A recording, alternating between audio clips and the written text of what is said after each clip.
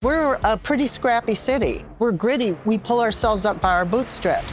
I think in order to understand today's city and how it's evolved, that it's important you understand the influence of immigrant populations. When you've just got to the country and you're trying to make a way in a new land. You have to rely on your community.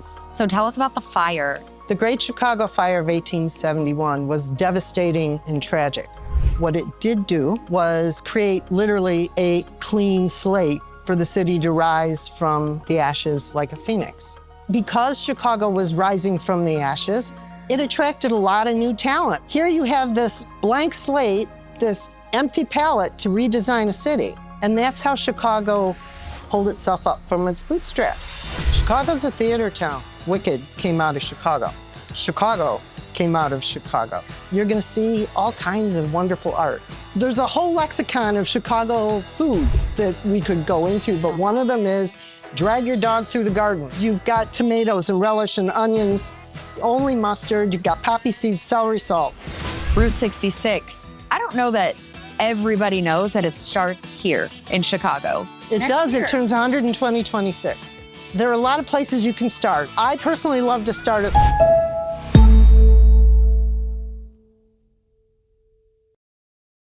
If you're looking for a destination that perfectly blends world-class architecture with authentic neighborhood charm and cutting-edge culture with timeless traditions, then look no further than the Windy City. I'm Angie Orth, and from the iconic skyline that rises majestically along Lake Michigan to the vibrant neighborhoods that each tell their own unique story, Chicago offers travelers an urban escape like no other. I'm joined by Kit Bernardi on the rooftop of the Virgin Hotel in Chicago. Kit is a Chicago native and seasoned travel journalist, here to take us on a tour of the city she calls home. Whether you're drawn to the world-renowned museums, the legendary sports culture, or the thriving theater scene, Chicago has something extraordinary waiting for you. Kit, welcome to the show. Thank you. I'm so glad you're here because we're obviously in Chicago. Beautiful Chicago is behind us, and you're a born and raised Chicagoan. And you're a seasoned travel journalist, so you're the person who's going to tell us all about the best of Chicago. What's hot, what's new, what's next, what you need to eat, where you need to go. Your family had a produce stand in the original Fulton Market District. Tell us about that. The family business was in produce on Randolph Street, which is now the main artery of the really hot Fulton Market restaurant district. And they sold potatoes and onions. And so his background is in produce, which easily dovetails into love of food.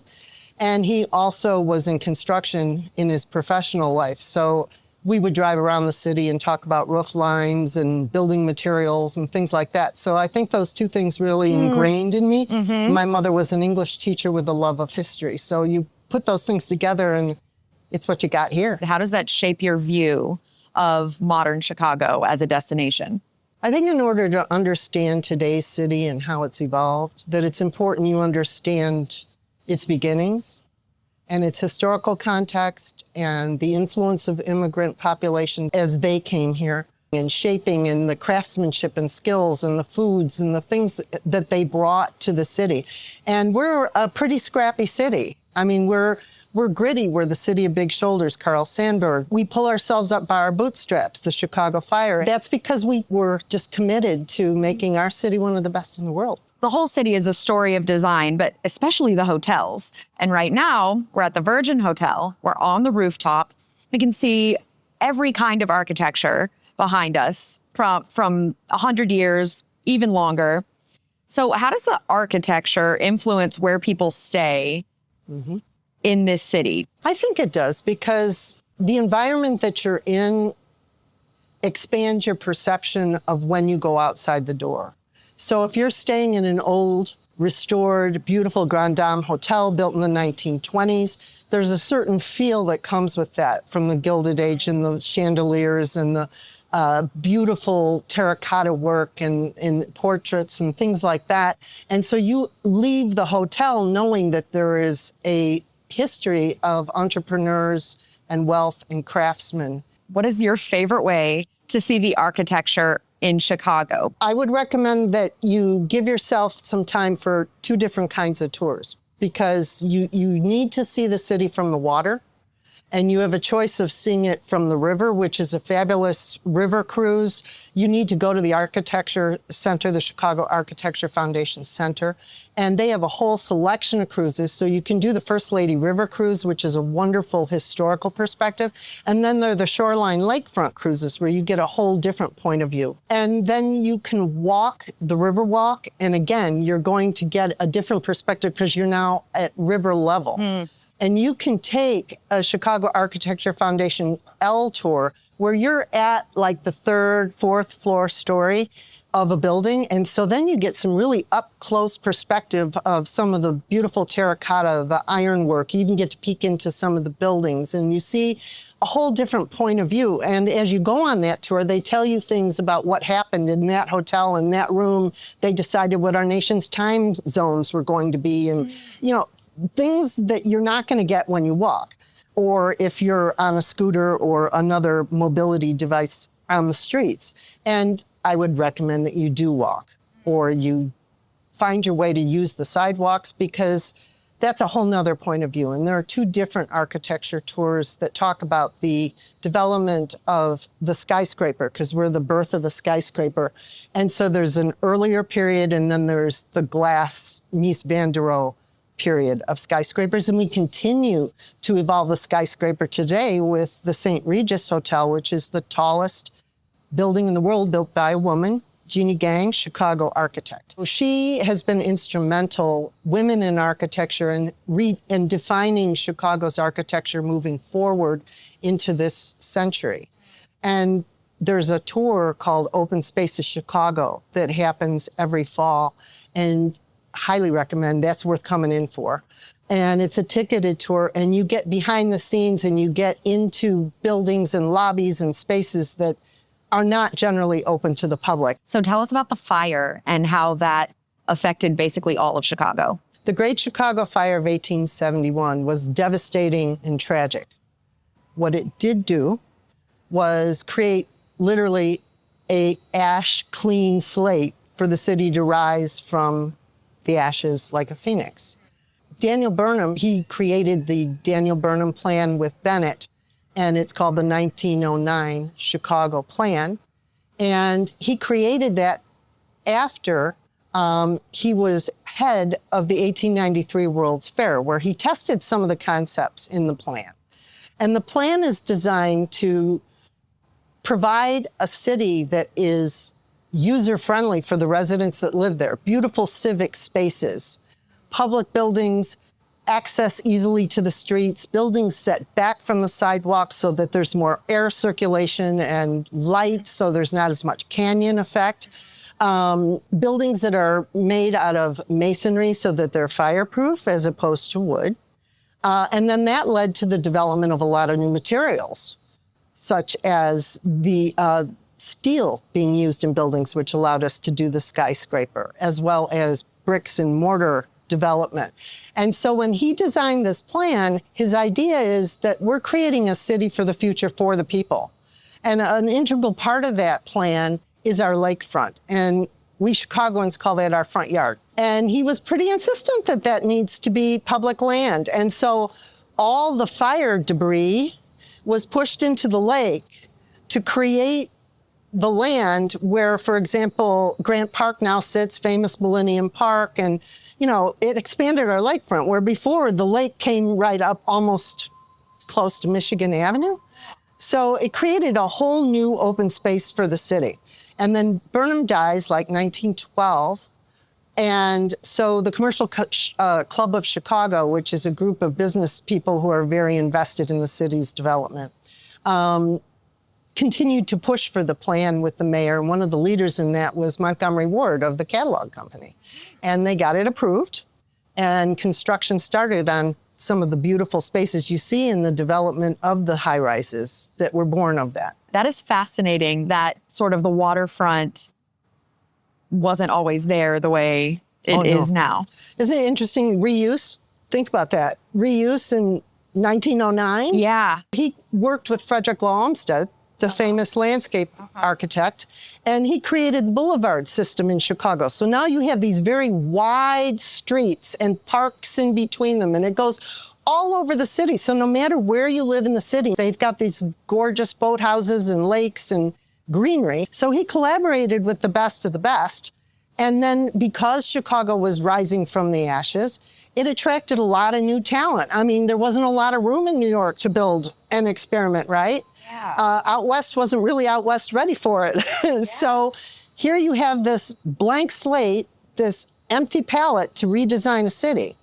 And so there was a lot of opportunity for people to come and get jobs, whether it was in craftsmanship and building, or it was in designing, or in landscape, or in public transportation. And that's how Chicago pulled itself up from its bootstraps. This is a AAA Travel Minute. I'm Kaylin Seigan, a AAA travel advisor. Getting ready to travel is so exciting. But what type of suitcase is best for you? A black nylon duffel bag with super convenient zippers? Or a pink polycarbonate clamshell case on wheels? Soft-sided luggage is usually more flexible, allowing for additional space to pack. It typically features exterior pockets, which are helpful for accessing items on the go, like travel documents and a water bottle. Hardshell suitcases are generally stronger and offer more protection from spilled liquids or beatdowns in the cargo compartment, but they tend to be heavier and provide less room for clothes, souvenirs, and anything else you're taking with you. Ultimately, the choice between soft-sided and hard-shelled luggage comes down to personal preference. After considering how you'd like to travel, all that should be left to do is decide the color of your luggage.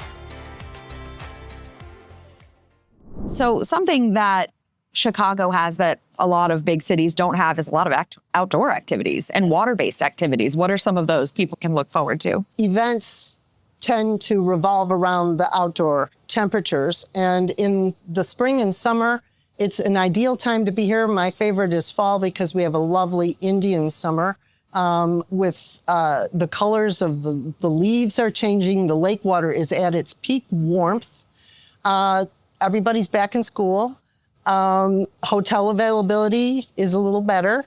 And it's not as crowded. And then we have some wonderful outdoor events like the Chicago Gourmets in Grant Park. But in the summer, you have the Chicago Air and Water Show on North Avenue Beach and Oak Street Beach. That's such a fun statistic as a person from Florida wow. think about the fact that there are beaches in this big and beautiful city.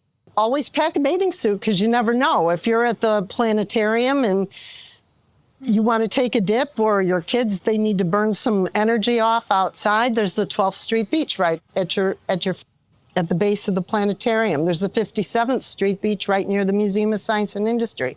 And then over at our North Avenue Beach, it's volleyball heaven. I mean, it looks like Southern California there. So you really want to take advantage of the lakefront trail. It connects all our parks all along the lakefront. And you ride bikes. There are a lot of bike tours that are available. You can rent bikes like divvies. You can walk, you can jog. There are like little tuk-tuks that'll take you around. So you definitely need to spend some time on the lakefront. And then also along the Riverwalk down here, because there are a lot of restaurants there. There's kayaking available. There's a lot of, it's just a great vibe down there to sit down at a cafe and watch the world go by and watch the boats go by, and all our bridges go up. Got a lot of bridges, so in that season, you're going to see a lot of sailboats coming and going. And there's the Chicago Bridge Museum right at Wacker and Michigan Avenue, which is the original location of Fort Dearborn. And Fort Dearborn is one of 4 stars on our Chicago flag. So it's Fort Dearborn, which was the establishment of the city pretty much. Then you have the Chicago Fire of 1871. And then you have our 2 World's Fairs, 1893 and 1933. And that's where you get our 4 stars. You have so many good facts. I'm going to be an expert. I love my city. I know, I can tell. Let's talk about the museums. Yes. Because Chicago has incredible museums. I went to the Field Museum the other day. It blew my mind. and the other ones are just as great. So do you have a favorite? Do you have a sleeper hit? And these are blockbusters, okay? They're all on the museum campus, what we call the museum campus. And Right on the lake. right on the lake. It's this peninsula that juts out. And by the way, you can take water taxis too. One of the most beautiful views of the city skyline is from that museum campus area. And then the Shed Aquarium and Oceanarium is a Beaux Arts beautiful building. And they have a 90,000 gallon tank that was created there at the time as the world's largest indoor tank where they feed fish. And then you have the Oceanarium with all the beluga whales. And they have some great behind the scene tours there as well. So you can spend a whole day easily in one museum, but you could do those three. Those are blockbusters. Now, if you want some, off the grid kind of specialty niche museums, there's the International Surgical Museum. There's also the Mexican-American Museum of Art in Pilsen, which is a wonderful neighborhood. And it's one of its only kind of museum in the world. It's great to go in the fall because they do Day of the Dead exhibits and sugar skull workshops and things. So it's a great way to learn about the culture. I also love the Jane Addams Hull House. It's a free museum. It's on the west side over here. And Jane Addams was very much involved in helping immigrants come. It was a settlement house and teaching them language, labor rights, children's rights. So that's really worth seeing to get a sense of the city's identity. And the Art Institute, of course. That's a good one. Yeah, the Art Institute, again, harkens back to the 1893 World's Fair. Bertha Palmer, the wife of Potter Palmer of the Palmer House, she was the chair of the Women's League that was developed to help with the development of the World's Fair. And so she was an early collector of Impressionist paintings. And they weren't necessarily liked at the time in Europe, but she bought a lot of them and she donated her whole collection to the Art Institute, which basically started the Art Institute. And the brownie she invented as well. The brownie? She invented the brownie. You can get it at the Palmer House. It's the original recipe. And it's pretty clever because she wanted her ladies, when they were traveling and going around doing what they needed to do to have the fair happen, a little cake-like sweet dessert in their box lunch. Thank you, Mrs. Palmer. I appreciate you for your contributions, not only to art, but to my baked box lunch Absolutely. goodies. I love a good brownie. That's another great tidbit. Chicago has a performing arts scene that maybe people don't realize. I came here because I got cheaper tickets to Hamilton. I couldn't get them in New York in the heyday. So I said, you know what? I'm going to go to Chicago and get them for cheaper. And I did. And it was wonderful, of course. But there's also stuff like Second City, where a lot of the SNL folks get their start. So tell me about performing arts here. Chicago's a theater town. We've actually been the origination theater stage for what New York has now as box office hits. Wicked came out of Chicago. Chicago came out of Chicago. And there's the gorgeous Chicago Theater down here in what we call the Theater District. Then we have Off-Broadway, which are like these black box theaters, more experimental theaters. And then there's small specialty theaters. For example, the Chicago Shakespeare Theater, which is on Navy Pier. And that is a great theater to introduce young people to Shakespeare. They have a series that's called Short Shakes. And so they will take a King Lear and they'll boil it down to 45 minutes. And so kids get a taste of it, and adults who don't want to sit through a whole theater production either, right? They'll get a taste of it and fall in love with it. Then you have the Writers Theater, which is up north in our northern suburbs, which is they take really interesting stories that have been written by famous authors around the world, and they do them as theater productions. So there's the Court Theater at University of Chicago in Hyde Park, which is a whole cultural campus by itself with its own Smart Museum, the Oriental Museum, the Court Theater, the first controlled nuclear reaction with Enrico Fermi, and there's a Henry Moore sculpture that is marking that location. So there's a tons of public art. If you just look around as you're walking to and from theater, you're going to see all kinds of wonderful art. And let's talk about sports, because I got to go to my first ever Major League Baseball game at Wrigley Field with the Cubs. My grandpa was the biggest Cubs fan. So it was a big, big day for me to get to go and actually watch a game. And I literally ate peanuts and Cracker Jacks and a Chicago dog. I feel like I've checked off my bucket list in a way. So, and that's not it. There's more baseball. There's football. Tell us about the sports scene. Chicago's definitely a sports town.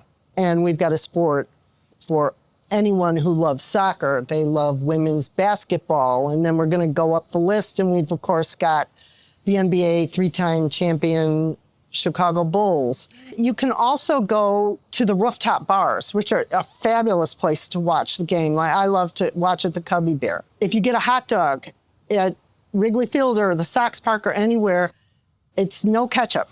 It's only mustard. There's a whole lexicon of Chicago food that we could go into, but one of them is drag your dog through the garden. And what that means is you've got tomatoes and relish and onions, only mustard. You've got poppy seeds, celery salt. And it's Vienna hot dogs. And Vienna hot dogs, they kind of pop when you bite into them. And they were first introduced at the 1893 World's Fair. Your Cracker Jack, introduced at the 1893 World's Fair, the seventh inning stretch. You've got Harry Carey, Take Me Out to the Ball Game, Peanuts and Cracker Jack. Yeah. At Wrigley Field. Let's talk about Route 66. I don't know that everybody knows that it starts here in Chicago, this mother road that cuts all the way through the U.S. to the Pacific. It starts in Chicago. Yes, it does. And it turns 100 It next does. year. It turns 100 in 2026. That's exciting. Yes. There are a lot of places you can start. Like right in front of the Art Institute is one place. There's a nice big placard. The city's done a good job of giving you directions of where you can trace the mother road out of the heart of the city. I personally love to start at Lou Mitchell's. Lou Mitchell's is an old school diner where gosh knows how many deals have been cut and judges have made decisions and politicians have worked out law and things like that, with seasoned waitresses slinging omelets and hash browns and pouring nice, good, dark coffee, okay? So start at Lou Mitchell's. If you do on Adams Street, another stop that you'll want to make is the Berghoff, which is a famous German pub. Hermann Berghoff first started selling his beer at the 1893 World's Fair. And he was the first bar in the city of Chicago to get a liquor license after Prohibition. So that's worth a stop as well. And there are a few other places, too, that are right downtown that you get a real Chicago flavor before you head to the western suburbs and then down south to St. Louis. You may want to be able to trace your route aerially, and you can do that from Willis Tower. If you go up to the ledge, I believe it's the 103rd floor, there are glass boxes that are cantilevered out over the street, and you can stand out there and you can literally see the mother road head west. So that's kind of a fun perspective to have of where you're headed. That's a cool place to start if you are planning to drive Route 66 to celebrate the 100th birthday. Every bit of transportation I've taken here, I've been pleasantly surprised at how easy it was, how affordable, it's clean. You can easily navigate with public transportation. There's also free trolleys that run seasonally from like Navy Pier and key major locations like Lincoln Park Zoo, which is a free zoo, down to Museum Campus. And so you might want to look at the free trolley schedules as well. And then there are the water taxis. And then Divvy bikes, which you can get a Divvy bike using your Lyft app as well. And those are like for 30-minute increments. And there are stations all over the city where you can drop it off and you, instead of taking a bus or a taxi or an Uber. It sounds like the World's Fairs had a huge impact on just everything that Chicago is today. Same thing with the fire. It wouldn't be what it is without the fire, but also immigration, inclusivity. That made Chicago what it is today. And your parents or your family immigrated here from Italy. Mine came here from Poland. I love that we have that connection, that our folks came in the early 1900s and made Chicago what it is. What does that mean to you as someone who still lives here and gets to see how it turned out? It makes me proud. And I think that my father and my mother would be very proud.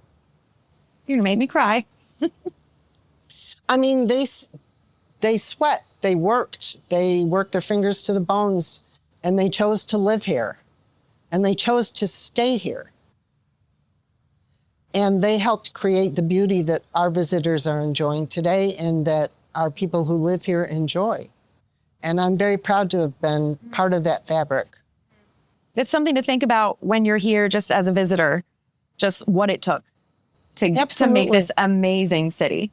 You know, that's not uncommon for any major city or community, is you have to remember that people struggled to create what you're enjoying now and the beauty that you have now. So whether you're from New York, Chicago, Miami, Atlanta, San Francisco, LA, or a small town out west or in Southern Illinois, people risked their lives, their livelihoods. They put their families at risk to find a better way of life that we now, as Americans, are fortunate to have and should value. Chicago is such a good example of that. Yes, it is. And join us next time on Traveling with AAA, where Kit Bernardi shares her top 5 must-try food and drink experiences for visitors to Chicago. From the classic dishes that built Chicago's reputation to the unexpected neighborhood treasures that locals guard like secrets. For more of Kit's recommendations on what to see and do in Chicago, check out the show notes. Thank you for joining us, and thank you to our listeners for being with us. If you're planning a trip, be sure to connect with a AAA travel advisor. Check out AAA.com/travel or visit your local branch. This podcast is a production of Auto Club Enterprises. If you enjoyed it, please subscribe and leave us a review. I'm Angie Orth. Thank you for traveling with AAA.